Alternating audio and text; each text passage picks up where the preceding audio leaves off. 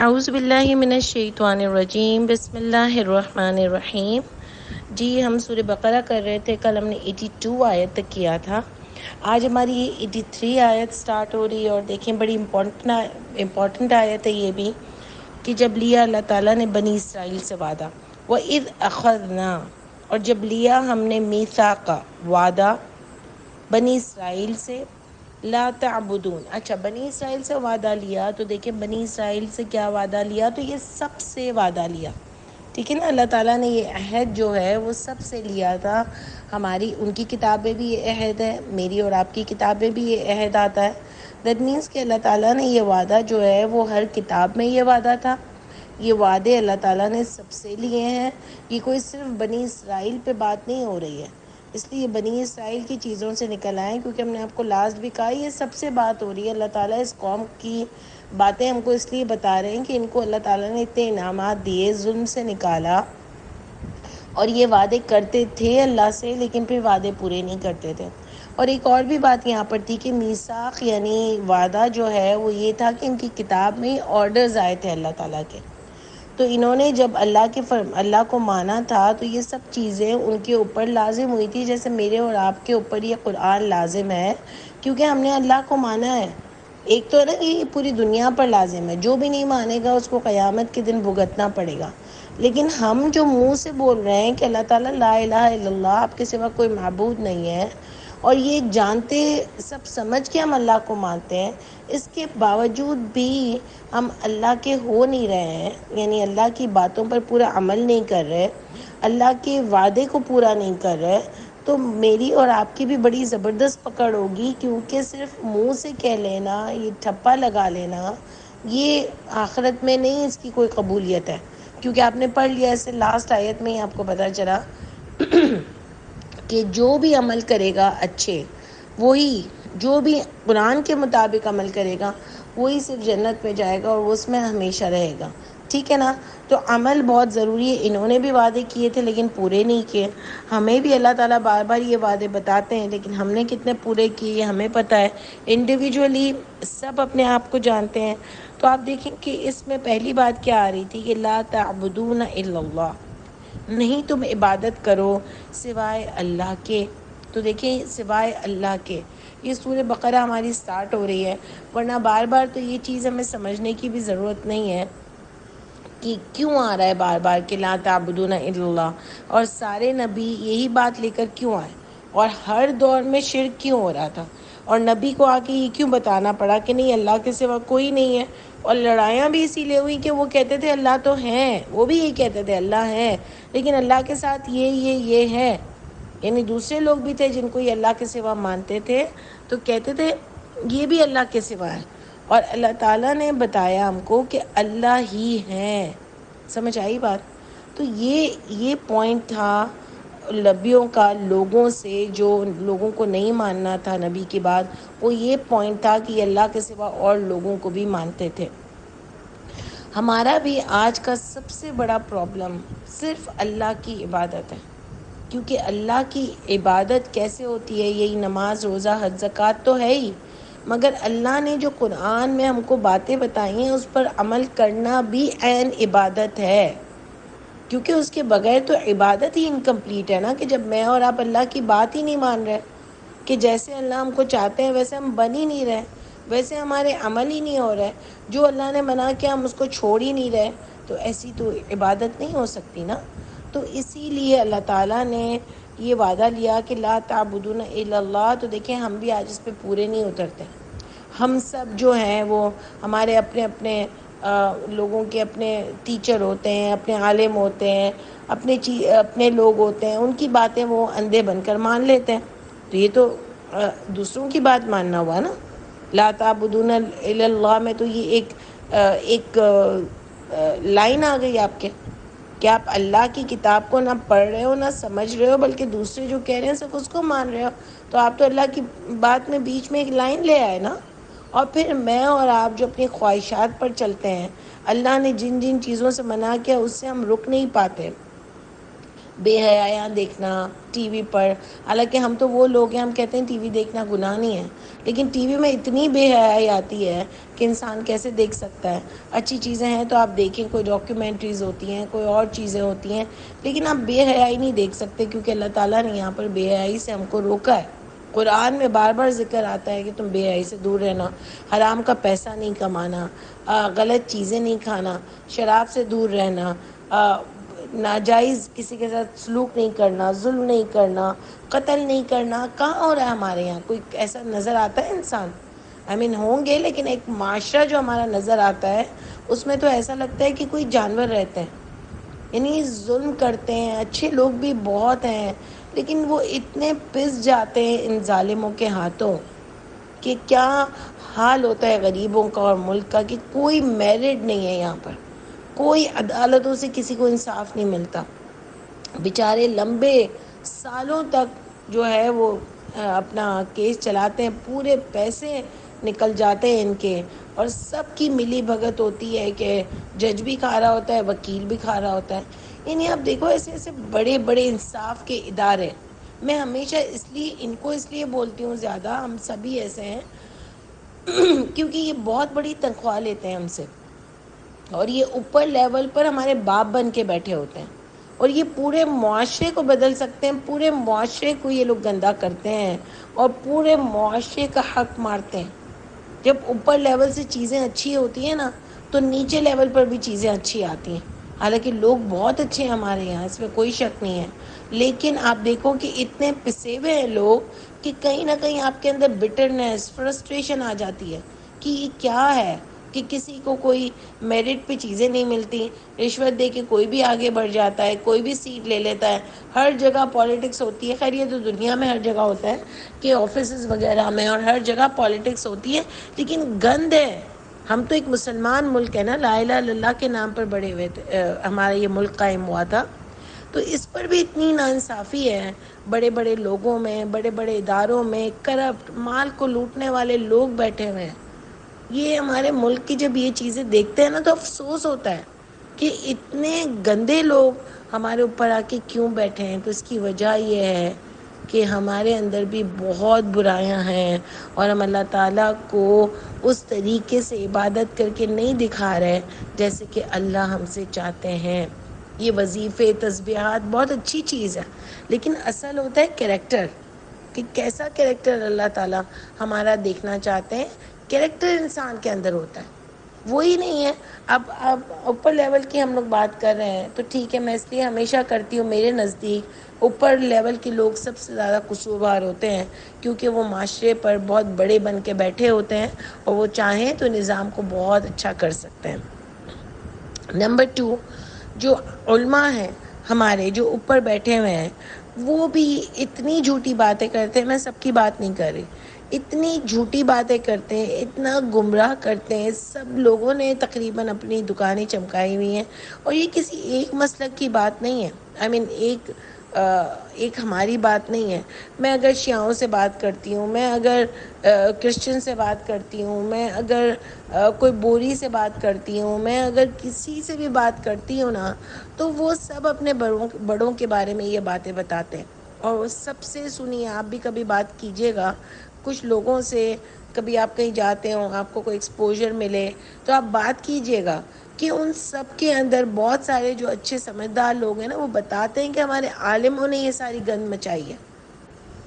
جو اوپر لیول کے لوگ ہیں نا، اللہ تعالیٰ دیکھیں یہاں پر بھی عالموں سے بات کریں گے. جب وہ نبی کریم صلی اللہ علیہ وسلم کے پاس سننے جاتے تھے تو وہ ان کو سمجھ بھی آ جاتا تھا کہ یہ ہماری کتاب میں لکھا ہے، لیکن اس کی انٹرپریٹنگ یعنی اس کی سمجھ کو یہ لوگ چینج کر دیتے تھے، اور لوگوں سے بھی کہتے تھے کہ چھپا لینا، بتانا نہیں ان کو کہ یہ ہماری کتاب میں بھی لکھا ہے. یعنی گند اوپر سے پھیلائی جاتی تھی، لیکن اس کا مطلب یہ نہیں ہے کہ نیچے کا جو ہے اس کو اللہ تعالیٰ کوئی سزا نہیں دیں گے. کیونکہ اللہ تعالیٰ نے نیچے والے کو کہا تھا کہ یہ سب کے لیے آسان کتاب ہے، سب کے لیے، سب کو سمجھ آئے گی، اور سب سے اسی کتاب سے سوال ہوگا. تو اس کا مطلب مجھے اور آپ کو انڈیویجولی اپنا راستہ چننا پڑے گا. کسی کی بات نہیں ماننی ہے، بس قرآن کو پہلے اچھی طرح سے سمجھ لینا ہے اس میں اللہ تعالیٰ کیا کہتے ہیں. اور میرا ایمان ہے کہ اللہ تعالیٰ میرا اور آپ کا ایکسپوجر اور کھولتے چلے جائیں گے انشاءاللہ. اگر ہماری نیت صاف ہوئی، ہم واقعی ویسا بننا چاہتے ہیں جیسے اللہ چاہتے ہیں، وہ کرنا چاہتے ہیں، تو اللہ تعالیٰ ضرور میری اور آپ کی ہدایت کریں گے، اور ہم کو ضرور اللہ تعالیٰ بہت اچھی اس کی سمجھ دیں گے انشاءاللہ. تو یہ میں آپ کو اپر لیول کی بات اس لیے بار بار بتاتی ہوں کہ ہمارے معاشرے سے لوگ اپر لیول پہ جاتے ہیں، یہی لوگ اوپر آتے ہیں. ایسی تربیت ہو ان کی، مائیں جو ہوتی ہیں گھروں میں، باپ جو ہوتے ہیں. دیکھیں ہم اوپر لیول پہ نہیں ہیں، ہماری کوئی حیثیت نہیں ہے، ہم چھوٹے لوگ ہیں، لیکن ہم جہاں جہاں کے ہیڈ ہیں، جیسے عورت اپنے گھر کی ہیڈ ہوتی ہے، آدمی ہوتا ہے، جہاں جہاں بھی آپ لوگوں کو بتا سکتے ہو. کوئی ٹیچر ہوتا ہے، کوئی کیا ہوتا ہے، کوئی بزنس مین ہوتا ہے، وہ بھی اپنے نیچے والے لوگوں میں کچھ اچھی چیزیں ڈال سکتے ہیں. تو جہاں جہاں ہم بتا سکتے ہیں نا، وہاں وہاں ہم اپنا یہ کام کریں. آپ کے گھر میں نوکر آتے ہیں، ان کو آپ سمجھائیں. تو اس طریقے سے آپ اپنا کام کر سکتے ہیں کہ شاید ایک ایک کر کے ہی معاشرہ بدلے اور کچھ سمجھ جائے. اور یہی لوگ جب اوپر جائیں تو انشاءاللہ اچھے لوگ بن کر جائیں، اور ہم خود بھی بڑے اچھے ہوں انشاءاللہ. اللہ تعالیٰ کرے کہ میں اور آپ بھی بہت صاف ستھرے ہو جائیں. تو دیکھیں ہم اپنے آپ کو پہلے تو ٹھیک کریں، پھر اپنے ساتھ یہ جو ہمارے بچے ہیں، ہمارے آس پاس جو کام کرنے والے اور لوگ، جو بھی جہاں تک بھی ہمارا ہولڈ ہو، ہم ایک اچھی سوچ، ایک اچھا کریکٹر لوگوں میں بٹھا سکتے ہیں. اللہ کرے کہ یہ ہو جائے، کیونکہ اتنا افسوس ہوتا ہے اپنے ملک کو اس حال میں دیکھ کر کہ ہم اتنے نیچے گر گئے ہیں، ہم اتنے نیچے گرے ہوئے لوگ ہیں کہ افسوس ہوتا ہے. حالانکہ پبلک ایسی نہیں ہے. پبلک کو آپ دیکھو تو میں تو کہیں بھی اگر جاؤں نا تو مجھے ایسا ہوتا ہے کہ پاکستان کی بھی پبلک بہت اچھی ہے، بہت ہیلپ فل ہے، لیکن ان کو صحیح ڈائریکشن نہیں ملی. اگر ڈائریکشن ملے نا تو یہ قوم کہاں سے کہاں پہنچ سکتی ہے. اللہ تعالیٰ ہم سب کو بس اپنے امان میں رکھیں، ہمارے اوپر اچھے لوگوں کو لائیں. اللہ تعالیٰ جو لوگ دین کو خراب کر رہے ہیں، جو ملک کو خراب کر رہے ہیں، اللہ تعالیٰ یا تو ان کو ہدایت دیجیے یا ان کو ان کے انجام تک پہنچائیے. اللہ تعالیٰ ہم سب کی آسانیاں کیجیے. تو آپ دیکھیں کہ یہاں پر کیا بات آئی، لا تعبدون الا اللہ پہ بات ہو رہی تھی. تو یہ اپر لیول کے جو لوگ ہوتے ہیں نا، علماء بھی، یہ لوگوں کو اپنی طرف بلاتے ہیں. یعنی اس پر میں اس لیے اتنی ڈسکشن کر رہی ہوں کہ بلاتے کیا ہیں کہ آپ دیکھو کہ وہ مسجد میں آتے ہیں تو ایسی ان کے لیے آگے کی صف خالی ہو جاتی ہے. حالانکہ نبی کریم صلی اللہ علیہ وسلم کے بارے میں خود ان کی کتابوں میں لکھا ہوا ہے کہ وہ جب لوگوں کے درمیان بیٹھتے تھے تو پتہ نہیں چلتا تھا کہ نبی کون ہے اور عام لوگ کون ہیں. یعنی آپ یہ بتا رہے ہو کہ نبی اتنے ڈاؤن ٹو ارتھ ہوتے تھے. تو آپ نے کیوں اپنی اتنی واہ واہ کی ہوئی ہے کہ آپ کا ایک الگ مقام ہے، آپ کے جو ہے وہ الگ ایک خانقاہ بنا ہوا ہے، اور وہ کیا خانقاہ ہے اور اس میں برکت ہی برکت ہے، اور آپ کی ایک الگ ہی شان ہے. تو کیوں آپ نے ایسا کیا ہوا ہے؟ آپ کے سامنے کوئی بول نہیں سکتا، آپ حضور والا ہیں. تو ایسا کوئی اللہ تعالیٰ نے یہاں پر کوئی بات نہیں کی ہے. لا تعبدون الا اللہ. تو لوگوں کو آپ اپنی طرف نہیں بلائیں، آپ لوگوں کو اللہ کی طرف بلائیں. اللہ سے جوڑیں، اپنے آپ سے نہیں جوڑیں کہ میں پھونک مار دوں گا تو تمہارا یہ صحیح ہو جائے گا، میرے بتائے وظیفے پڑھو گے تو یہ صحیح ہو جائے گا، تعویذ دوں گا تو یہ صحیح ہو جائے گا، میں سولوشن بتاؤں گا تو یہ ہو جائے گا.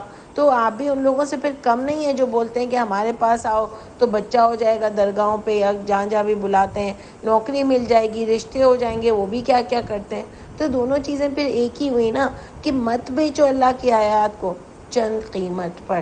تو یہ لا تعبدون الا اللہ، مجھے اور آپ کو اپنے آپ پہ بھی غور کرنا ہے کہ کیا میری زندگی میں اللہ سے اوپر کیا کیا میں نے کر لیا.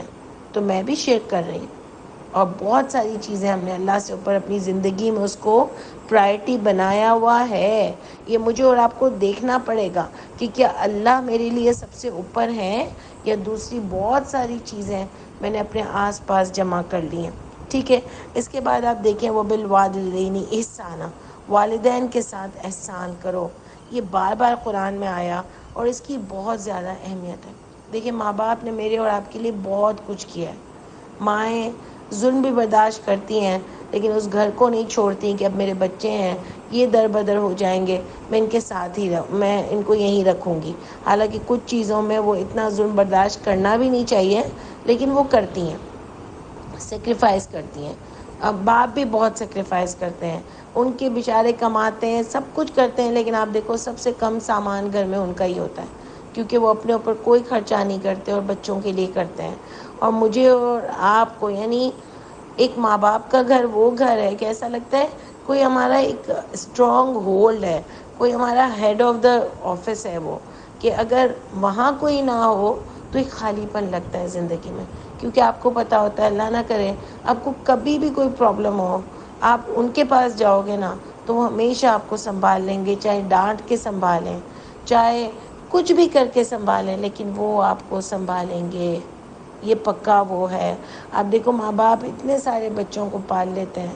ہم سب بھی بچپن میں نا ماں باپ سے یہی کہتے ہیں میں آپ کی پیاری بیٹی ہوں نا، میں آپ کا پیارا بیٹا ہوں نا، میں آپ کا پیارا بیٹا ہوں نا. لیکن جب ماں باپ بڑے ہو جاتے ہیں تو ہم کہتے ہیں، بچپن میں ہم کہتے ہیں یہ میری ماں ہے، یہ میرا باپ ہے، یہ میرا باپ ہے، یہ میری ماں ہے، میں لاڈلی ہوں. اور جب وہ بڑے ہو جاتے ہیں تو ہم کہتے ہیں تمہاری بھی تو ماں ہے، تم بھی سنبھالو نا، تمہارا بھی تو باپ ہے، تم بھی سنبھالو نا. پھر ہم یوں کرنے لگتے ہیں، یعنی وہ ہم پر بھاری پڑ گئے ہیں. جن کو ہم اپنا بنانے کے لیے میرا کہتے تھے، آج ہم ان کے کام نہیں کر پا رہے، ہم ان کو جواب نہیں دے پا رہے، ہم تنگ آ گئے. ہمارے منہ سے پتہ چلتا ہے.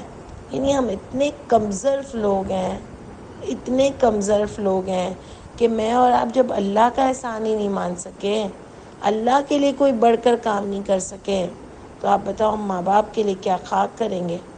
اتنا ہم ان کو ایک ایسا ہو جاتا ہے ماں باپ جب بچوں کے گھر میں آ کے رہنے لگتا ہے کہ بس جیسے اس کی تو ساری پوزیشن ہی ختم. ایک امیر ماں باپ بھی اگر بستر پر آ جائے نا تو پھر آپ اس کا حال دیکھو کہ بچے کیا کرتے ہیں. اچھے بچے بھی ہوتے ہیں لیکن ہم تو معاشرے کی بات کر رہے ہوتے ہیں نا ہمیشہ. تو آپ دیکھو کہ بہت بہت ہمارا ٹیمپرامنٹ لوز ہو جاتا ہے، ہمارے اندر برداشت پیشنس بہت کم ہے. حالانکہ اللہ تعالیٰ قرآن میں فرماتے ہیں کہ جب تم بوڑھے ہوتے ہو تو ارذل عمر میں آ جاتے ہو، یعنی ہر چیز تمہاری ڈاؤن فال پر چلی جاتی ہے نا. تمہاری سمجھ کم ہو جاتی ہے، تم بار بار ایک بات کو ریپیٹ کرتے ہو. یہ قدرتی ہے، یہ میرے اور آپ کے ساتھ بھی ہوگا.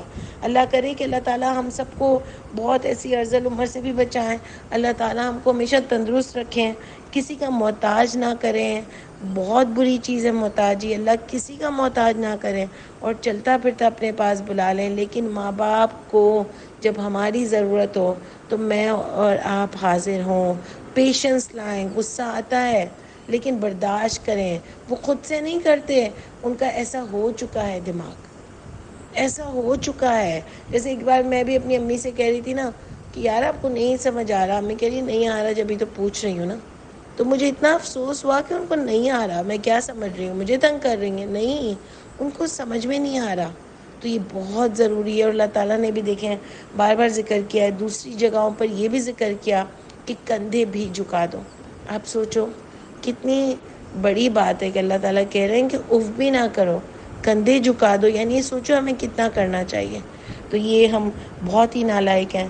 اللہ تعالیٰ ہم سب کو ان کی خدمت کرنے والا بنائے، ہمارے اندر ظرف دیں اللہ تعالیٰ.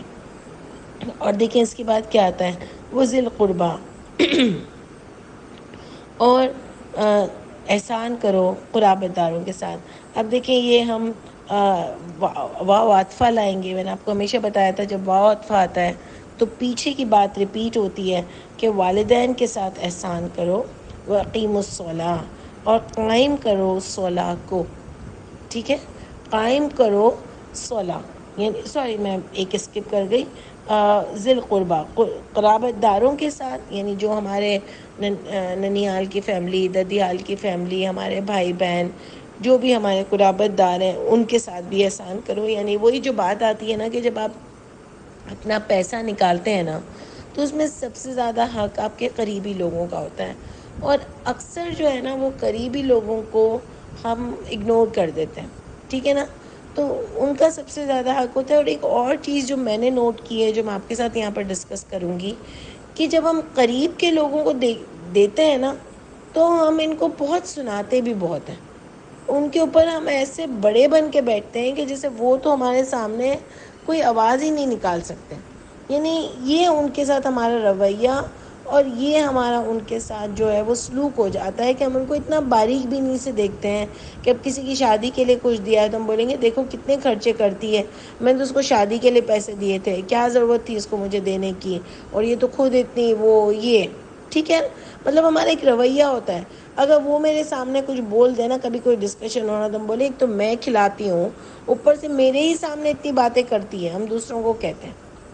تو کتنی بری بات ہے کہ آپ نہیں کھلاتے ہو، اللہ کھلاتے ہیں. اللہ ہی سب کچھ ہے. اس کو آپ اپنا نوکر بنا کے رکھو، اپنا ماتحت بنا کے رکھو، تو وہیں سے آپ کا دینا جو ہے پتہ نہیں اللہ قبول کریں یا نہ کریں، یہ تو اللہ کی مرضی پر ہے. لیکن مجھے لگتا ہے آپ ڈاؤن فال پہ آ جاتے ہو.